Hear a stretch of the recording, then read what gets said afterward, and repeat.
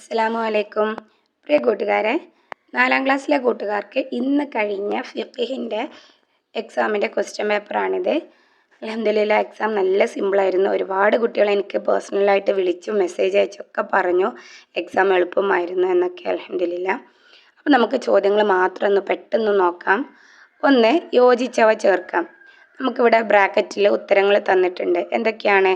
നിത്യ അശുദ്ധിയുള്ളവർക്ക് കുളിക്കണം, നിസ്കാരം, ഹറാം, ഉളു ലഭിക്കുന്നതാണ്.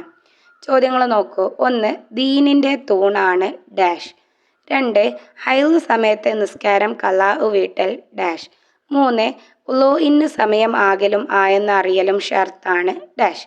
4, ഉളുഇൻ്റെ നിയത്തോടു കൂടി വെള്ളത്തിൽ മുങ്ങിയാൽ. 5, വലിയ അശുദ്ധി ഉണ്ടായാൽ. ഓക്കെ, ഇനി രണ്ടാമത്തെ ചോദ്യം നോക്കൂ. താഴെ കൊടുക്കുന്ന സ്ഥലങ്ങളിൽ മലമൂത്ര വിസർജനം നടത്തുന്നതിൻ്റെ വിധി എഴുതാം. 1, വഴിയിൽ. അപ്പോൾ വഴിയിൽ മലമൂത്ര വിസർജനം നടത്തുന്നതിൻ്റെ വിധിയാണ് അവിടെ എഴുതേണ്ടത്. ഓക്കെ. 2, എല്ലിൻ്റെ മേൽ. 3, പഴം കായ്ക്കുന്ന മരച്ചുവട്ടിൽ. 4, ബഹുമാനിക്കപ്പെടുന്നവയുടെ മേൽ. 5, മുസ്ലിമിൻ്റെ ഖബറിന്മേൽ. ഓക്കെ ആണല്ലോ. ഇനി മൂന്നാമത്തെ ചോദ്യം നോക്കൂ, പൂർത്തിയാക്കാം. 1, ഇസ്തിൻജാ, കാരണമില്ലാതെ വലത് കൈകൊണ്ട് ശുദ്ധിയാക്കൽ ഡാഷ്.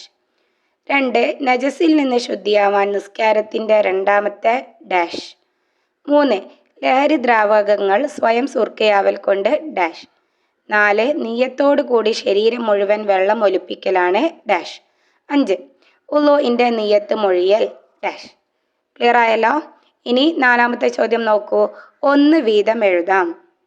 1, നിസ്കാരം നിർബന്ധമാകാനുള്ള ഷർത്ത്. നിസ്കാരം നിർബന്ധമാകാനുള്ള ഷർത്തുകളിൽ നിന്ന് 1 മാത്രം എഴുതണം.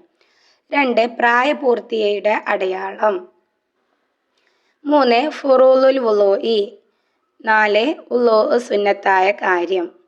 ഓക്കെ ആണല്ലോ. 5, ഉത്തരം എഴുതാം. 1, നിഫാസിൻ്റെ കൂടിയ ദിവസവും ചുരുങ്ങിയ സമയവും.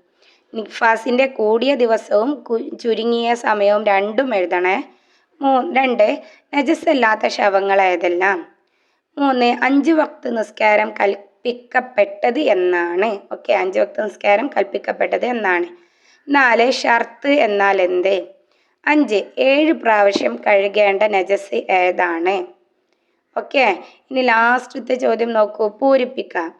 1, ഉഫ്രാനക്ക ഡാഷ് അസ്ഹബ അന്നിയൽ അദാവ ആഫാനി. അത് നല്ല സിമ്പിളാണ്. അപ്പോൾ അൽഹംദുലില്ലാ, എല്ലാ മക്കളും നന്നായി എക്സാം എഴുതിയിട്ടുണ്ടാവുമെന്ന് പ്രതീക്ഷിക്കുന്നു. ഒരുപാട് സന്തോഷം നിങ്ങളുടെ കമൻസൊക്കെ കേട്ടപ്പോൾ. എന്തായാലും മക്കൾ ഇനിയും തുടർന്ന് നന്നായി പഠിക്കുക. എല്ലാ മക്കളെയും അള്ളാഹു നന്നായി വിജയിപ്പിക്കട്ടെ, ഉന്നതിയിലെത്തിക്കട്ടെ, സ്വാലിഹായ മക്കളാക്കട്ടെ. ആമീൻ. അസ്സലാമു അലൈക്കും വറഹ്മത്തുള്ളാഹി വബറകാതുഹു.